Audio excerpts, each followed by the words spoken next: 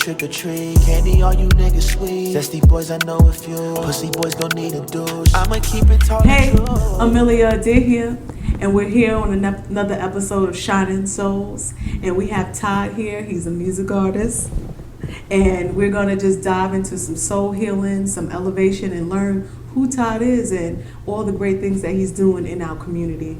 So, Todd, we'd love to hear you. How you doing, Todd? I'm good. You? I'm doing well. Good. Did I say it right? It's Todd, right? Yep. Todd. Hey. And so, just tell us a little bit about you. We know that you're a music artist, but tell us who Todd is. Got you. So, artist name, real name, full name, Todd Zack Jr. Okay. R&B, soul singer, songwriter, but I also do like a lot of different things. Everything from rap, mixing and mastering for other artists, producing records. Okay.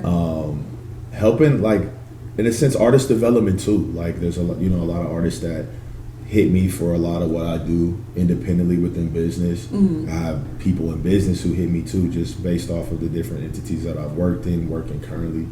And yeah, I just kind of say like just a jack of all trades. Okay. Honestly. And how long you been an artist? I'll probably say I've been doing it full time since 2017, but I've first started putting music out like myself into the world 2013, 2014. 2013. And what made you take that leap? Like, what made you have that feeling to take it?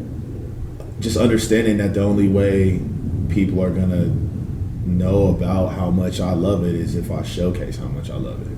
So it took me having to put out into the world and, being evaluated on that and understanding that like art is not just to be, the artist to be appreciated in the business sense is to be evaluated, and that intersection could do something for me. Okay. So I just knew like, I just thought it was the coolest thing in the world to just put yourself out there. I've always been somebody like, of course you're creative, you're gonna be sensitive about your stuff. Yeah, I was gonna say those fears. I care, but it was more for me like, I just want the reverence for what I love to do. So for me, that's why I've started putting my stuff out there. It's like I want to be revered for what I love, because coming from where I come from, like there's not really like an off the rip sense of love or like identity more than it is like assignment. We're gonna familiarize ourselves to you off comfort. Okay. So I think I just wanted to, blaze my own path for a multitude of reasons. So I think putting out music into the world, it started it for sure. Okay. And when did you start to get the support that you needed? A year, 2 years. I think I didn't really start getting the support I needed until maybe the pandemic. Wow. Yeah. Okay. Yeah. Okay. Like needed, like when we say needed, right? Pandemic, because it took me. The pandemic got me to a point where I had to sit with like everything, because of course we all got sat down, right? We all did. We all remember. We got sat in that room. You feel me? Sit on down. Right. Yeah. Like time to choose. I mean, I say all the time, like the pandemic was like the first time like everybody hit reset on the game at the same time. Like the world did. Like reset button. And everybody kind of had to. Yeah, we all had to. You know what I'm saying? All of Yeah. Yes. And I think when that happened, I was also going through like this intersection of my life of like, I was coming off like a major business loss and like also trying to like rediscover my love in the art part of it. Right, like which route to what is next for me? Yeah. I'm still hurt by what I went through, but I also have to get over it because I moved from LA to New York, completely different. Okay. Was going through LA So music. you started in LA prior to the pandemic and then you ended up in New York? At that time. So I was in New York before the pandemic. So you was up in Brooklyn? Yeah, I know I smelled you. Okay. That's why I asked you. I said part of Brooklyn. Yeah, so you know a little something. I was at Best Eye. Okay, yeah. 3 train. Oh, you was driving around. J. Okay. But you still got to know where the train is at. Yeah. So did you like the change though from going from LA to New York? Absolutely. Listen, I know a lot of artists gonna tell y'all LA. Nah, listen. I love New York because it's not about nothing but character, bro. Like if you have bad character, you not gonna move well there. Everybody gonna sniff it out. It's more old school. It's to the point. All that cosmetic listen, we live in a time where everybody appreciates characters and not character. And New York is the other way around. And I love that. And I felt like it allowed for me to like stand firm in what I thought LA made me feel like I was tripping about, which was like being a good person, leading with integrity, like checking on people. Like it was just like, oh, blah, blah, blah, blah. Yeah, well, I know so-and-so. I'm like, bro, I asked you how you feeling, not who you connected to. Like, I get what you mean. You know what I'm saying? Like, we have more genuine, like, connections. I just think it's direct. Like, it's just more direct. But at the same time, like, there is a reason why I left. Because I felt like as I started to heal while I was there, being around people who just, they trauma, their identity, I couldn't. Yeah, I was going to say, it's a reason chaotic. why you back over here. It started getting chaotic for me a little bit. And it's not to knock. It's just like, we all know, like, I only want to hear I have so many roaches, I come from this and that. I feel you, dog. Not the roaches. You feel me, though? Like, if you lived in New York, don't say you ain't got no roach. Don't say you. It's because just you like, got one. Some, like, you come from a project. I feel you, dog. But like, that's not here to limit you. It's not here to be like this bridge. Because like, I felt like once I started to like heal from my wounds, and I started to want that for other people, I started getting made to be the issue. So that's what made me. That's what made me slide. Because I'm like, I care about how I approach and react from situations. I care about response, and it not being poor. I'm starting to get out of my skin and question and go right back to new trauma, because now I'm questioning my healing, because the people that I love around me, friends I got around me, like at that time, were making me feel like, yo, am I bugging for like? I was gonna say, you bugging, you crazy. Am I crazy? Yeah. But it's also at a time where like, this was also coming off, I moved from Vegas. I was in LA, moved to New York. Pandemic took me to Ohio. So this is 2020. A year later, when the world opens back up, came here. And then my mom had a stroke while I was here. So it made And was she located? In Ohio. In Ohio, So I ended up moving back to New York maybe a couple of months after that. And then once I kind of started going through feeling like I wanted more for myself, it was like I wanted to like hone my discipline more.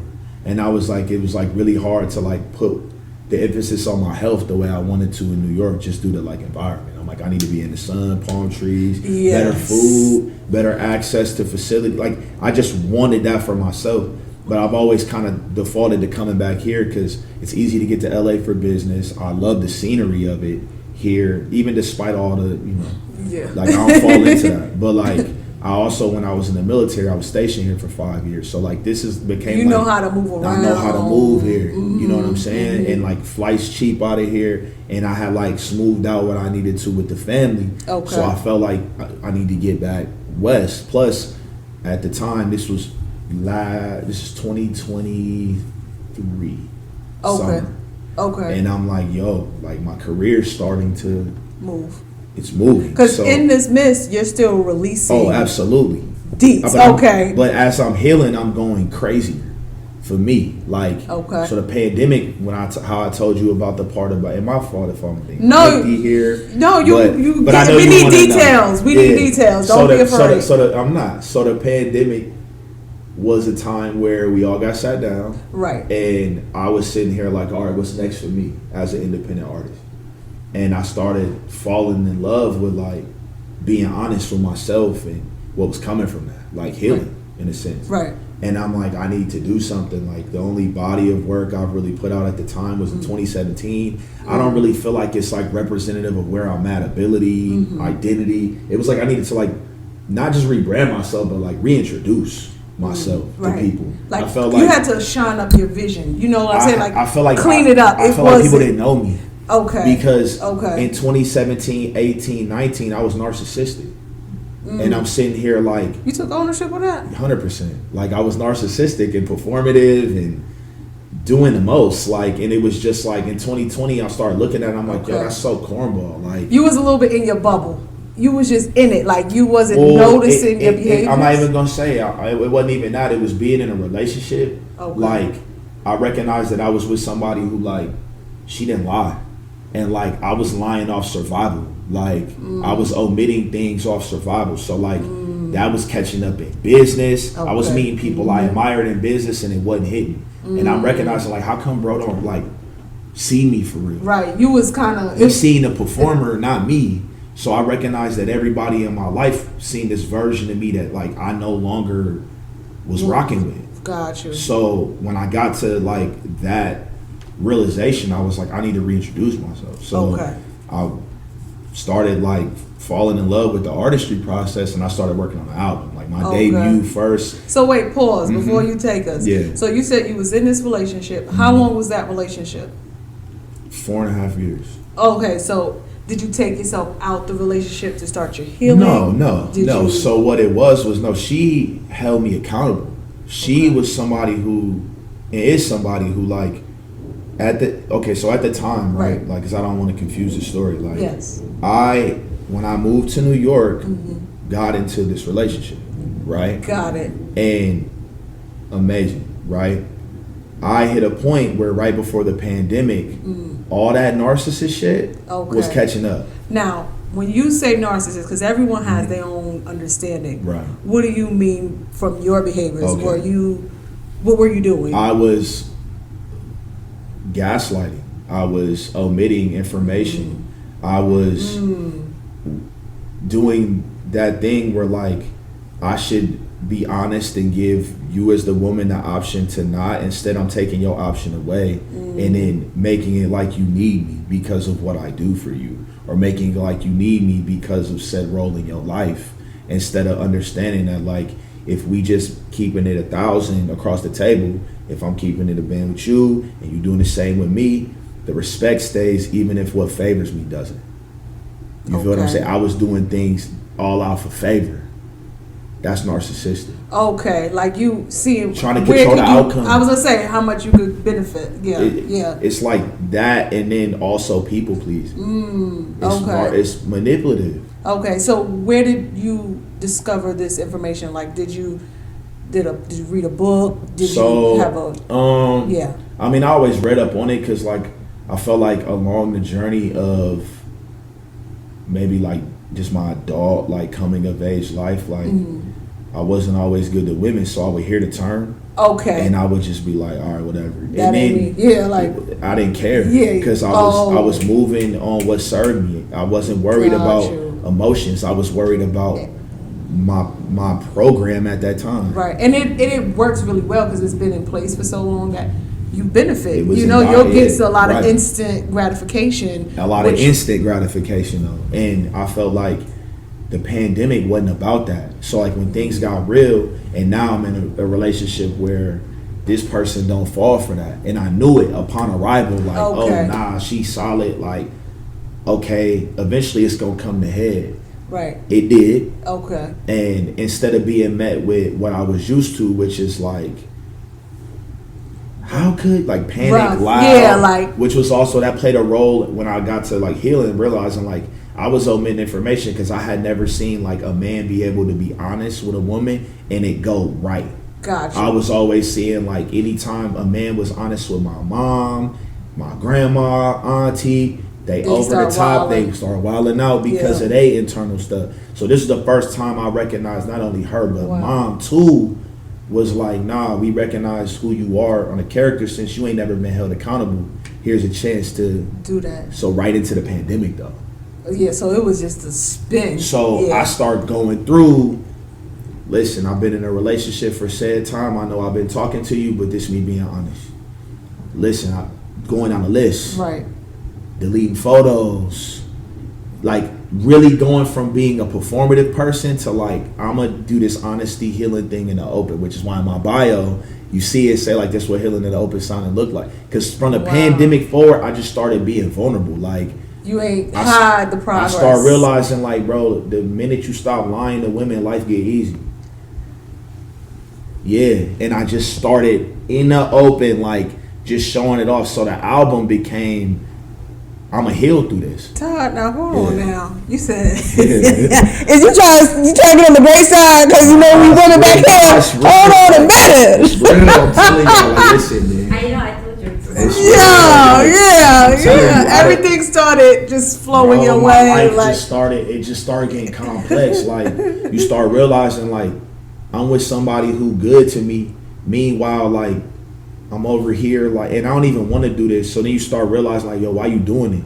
Right. It just start getting corny because you around people. I'm in New York. Don't nobody do this. And that's cornball to, like, play the people who got you.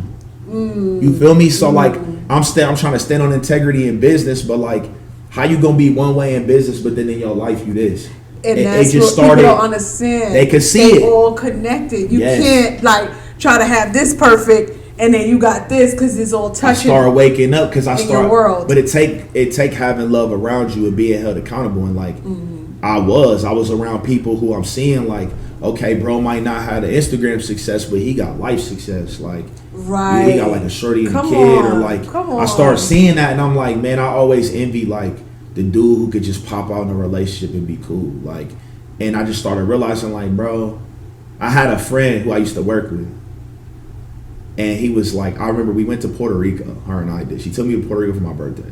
Oh. And it was my first time. And Puerto Rico is fun. But, like, I like was going out my way to not show her. I was being performative on Instagram, but I was, like, leaving her out. And Todd, we gotta put you in the front of the squad. Listen, and my homie was like, cause y'all be having this conversation. He was like, bro, just show her off. Yeah. So then I just, like, whatever. And then we go to Miami. And this time I'm being more myself, and we have a real conversation. We outside smoking, and she's just like, bro, just stop being weird with your phone. Like, you know I see that, right? And I'm like, damn, she right. Because I can't lie, because I see it too. Like, and at this point I'm like, you right. Like, I'm really off it. Like, and right after that, one of the girls seen Notion that we was in Miami together, who I used to talk to, and she was like, wait, you been in a relationship? I was like, yeah. So now I'm coming clean.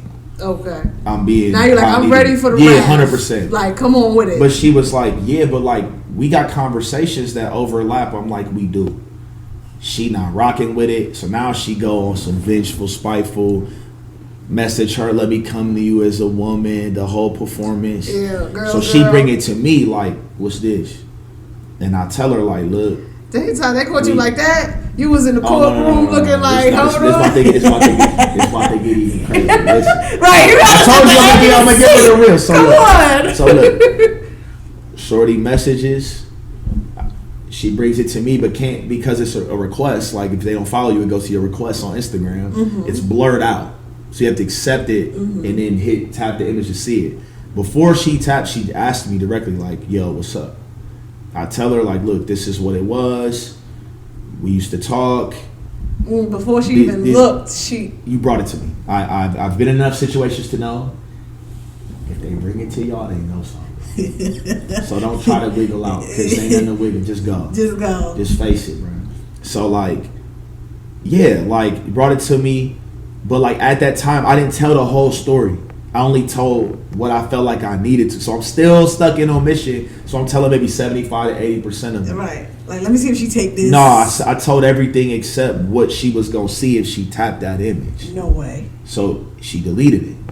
And I'm like, oh, all right, cool. The girl's still persistent. Mm-hmm.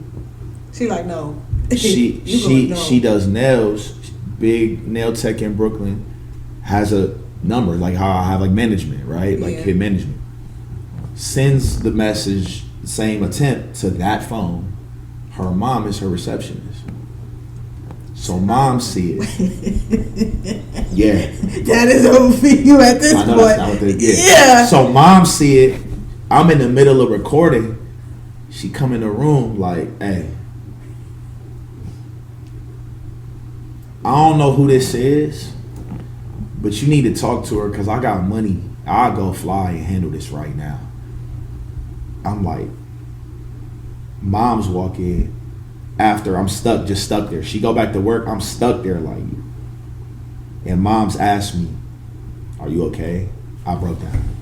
Aww. I broke down because I never dealt with, like, I thought I was like that the worst.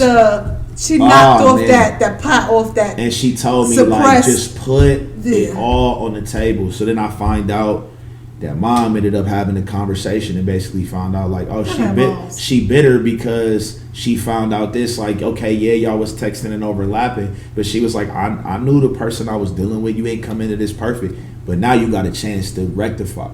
So I go through I go through like the first maybe like 3-4 months of the pandemic, like just breaking habits of like being weird with the phone, the flipped over thing, just leave your face camera up. roll, crazy DMs. Like I just get it out of my system.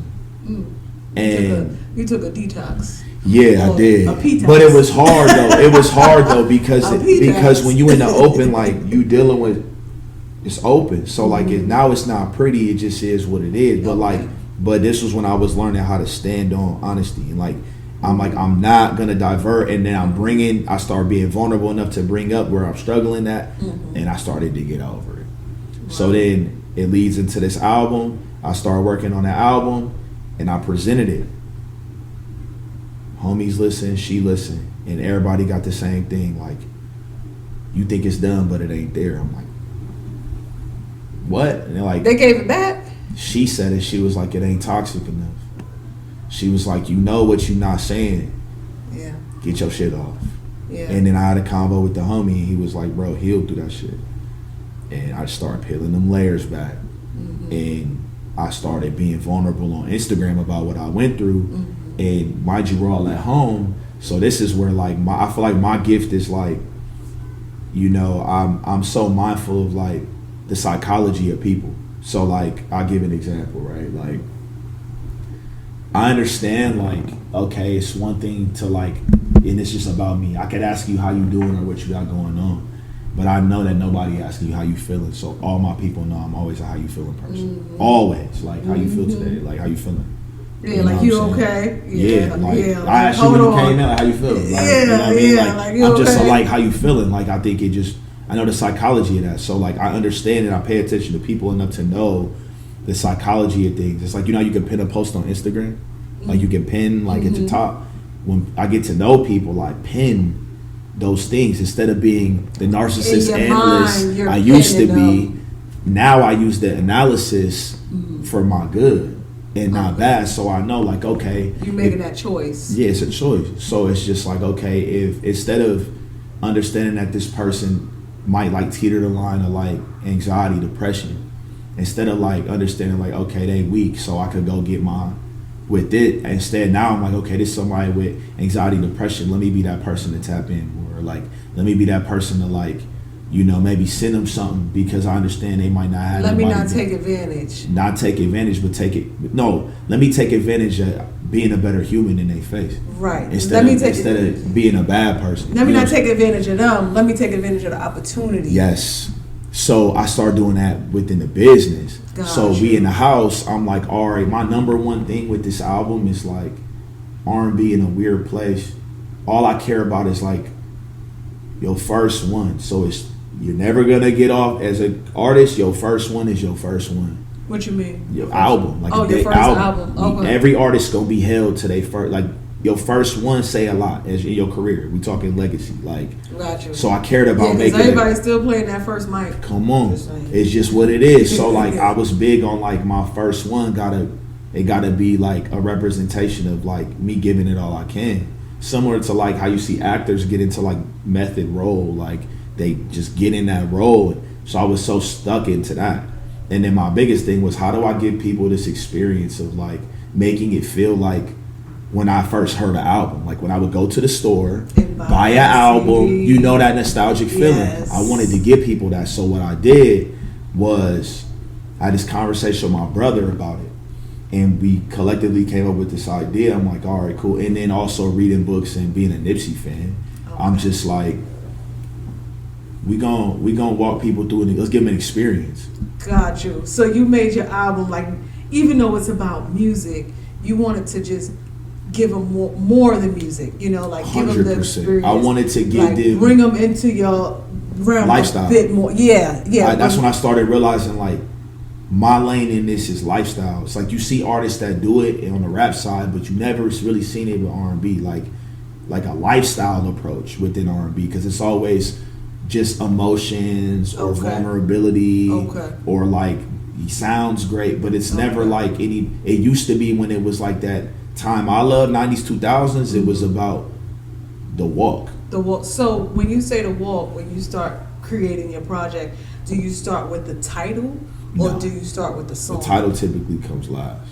Okay. So like for me, it was about I knew I had music that like because I had started making beats in March of 2019.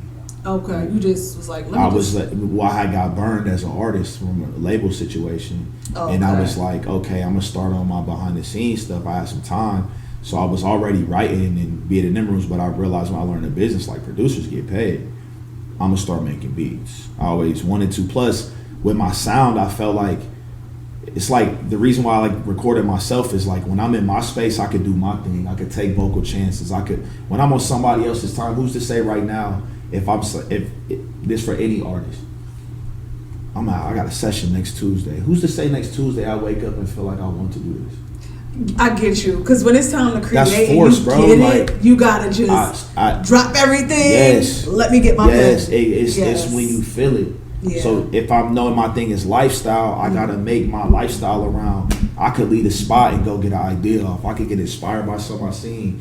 Get on a train, go cook up. Like so. New York is where I hung at. Was where it was like I started making. And everybody in New York is pretty. Let's go. Yeah, man, I love that. Yeah. That's how I'm a hustler by Yeah, nature. yeah. I Like love let's get it. I'm when like, you ready? Not yes. okay. Let me know. And that's LA. Yes, you be like, let's where's link, the and then you be like, go? when we linking. Like it just never happened. Yeah. So yeah, I started falling in love with the autonomy part of just being a creative. So then, how I told you with the experience, it wasn't just I wanted to give them, okay, I need them to listen to 40 minutes, 1 to 12. How do I get them to do that? I gotta give them an experience. So it started with being vulnerable about what the album was, you know what I'm saying? Then it started with just like slowly rolling out what I just said to y'all. And then, okay, I'm like, well, typically, like I would love to do an event, but we locked down. So Right. I had this idea like, all right, let me pay for this 7-day trial on Zoom. And I invited everybody through Instagram, like Zoom meeting, boom, boom, boom. I invited 50 people, 47 showed up. And I played them the album through Zoom. So everybody's seeing everybody in a space, everybody cross-connecting, all of that. And I played them my album leading into it. And what I did was instead of it just coming out on Apple Music, because I know the business, I made it where y'all had to buy it off my website for 30 days. It's the only way you got access to it. Because the You said psychologist, I'm taking my project. get that feeling of going and buying that album again. So go pay $14.99, get a booklet, see the images, look at the lyrics, read the thank Damn, you. we missed No, it. you didn't. No, you didn't. I mean, you missed the experience. Yeah. But okay, you're right. that was the essence of what started like everything. Because when they came into like the conversation we just had, that's what the album is. Is the story of it is the first track is me saying like I'm here now, like self-cared up. The second one is okay, I feel good. It's a vibe. The 3 to 12 is the story. It starts out. I wake up at this girl house and I'm having that clarity. Why am I here? My girl would hate this. That's the story. Then it goes into the story of meeting somebody, coming correct, falling for them, doing that, but you still got the dirt. You still got bad habits. They catch up to you. Now you gotta be accountable. So the album ends with accountability. Yeah. Which is, it sounds very beautiful. And even though everyone, because I'm sure you have some growth that you're trying to get to. Yeah, for and sure. Even though maybe the audience is not all the way there, it's going to catch up. You know, like once the community. And that's what I stand on is I know that. Yeah, now, you like, might be not a little early, but I know like, right on time. But I know that's because why you have time to. Yes, and I move with it only takes one approach. So I know like the minute they get it, they gonna come back. All that come back to me because the business funneled through me. So I just understood, give them an experience right now and focus on who rock with you. Because I learned that through healing too. Right. Like forget all the numbers and who not rocking. Like focus on like the fact that you got about 100 to 200 people right now that will spend that $14.99. Boom. So when I offered it for sale, I treated it like tattoos, tip option. That changed everything. The tip option. Because I started seeing people spend 200, 300 because they like I see want you. to invest in you. They're like, I see you, bro. Like I see what you're doing. Like it moved me. I care. So then after I only set out to make what I invested in it. We got to pause right here, Todd. What's up? No, this is great. This is great. My name is Amelia. Adair, if you're ever looking for a coach or a guide or someone to just speak to about so much spiritual love, don't be afraid to book you a session. We have free sessions available. Check out AmeliaOnlineAcademy.com. We have a variety of coaches, and we look forward to hearing from you. I kick back, I do my things, blowing on exotic leaves. Niggas rather phony all your custom shit, they trick or treat. Candy, all you niggas sweet. Zesty boys, I know a few. Pussy boys gon' need a douche. I'ma keep it tall and true.